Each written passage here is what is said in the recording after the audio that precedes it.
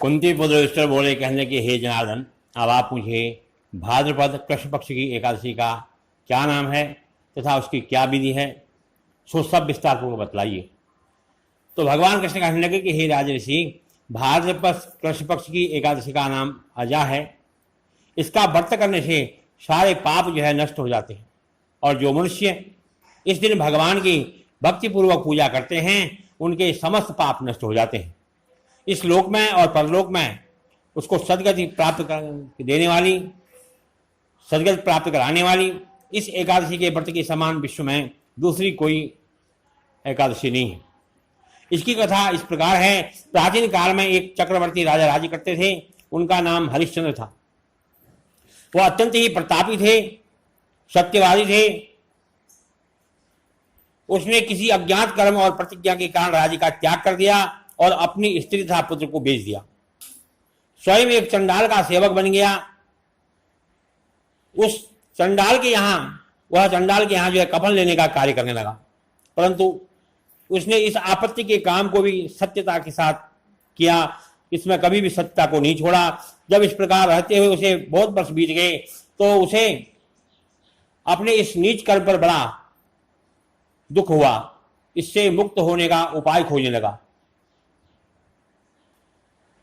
एक समय जबकि वह चिंता कर रहा था, गौतम ऋषि आए। राजा ने उन्हें देखकर प्रणाम किया और अपने दुख की कथा सुनाने लगे। महर्षि गौतम राजा के दुख के पूर्ण वाक्य को सुनकर के अत्यंत दुखी हुए और राजा से बोले कि हे राजन, भादो मास के कृष्ण पक्ष की एकादशी होती है, उसका नाम अजा है। तुम उसी अजा नाम की एकादशी का विधि पूर्वक व्रत करो और रात्रि को जागरण करो। इससे तुम्हारे सारे पाप जो हैं दूर हो जाएंगे। गौतम ऋषि राजा से यह कह करके अंतर ध्यान हो गए।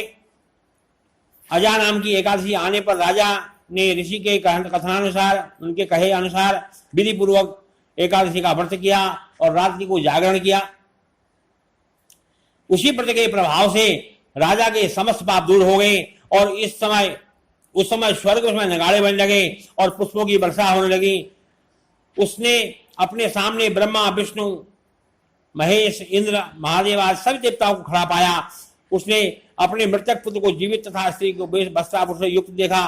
व्रत के प्रभाव से उसे पुनः राज्य मिला और अंत समय में अपने परिवार से स्वर्ग को चला गया। हे राजन, यह सब अजा एकादशी के व्रत के प्रभाव से हुआ।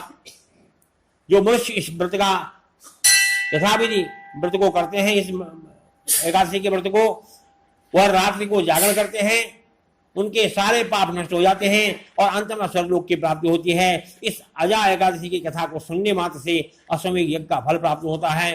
बोलो एकादशी महात्म की जय। श्री कृष्ण गोविंद हरे मुरारे, हे नाथ नारायण वासुदेवा। श्री कृष्ण गोविंद हरे मुरारे, हे नाथ नारायण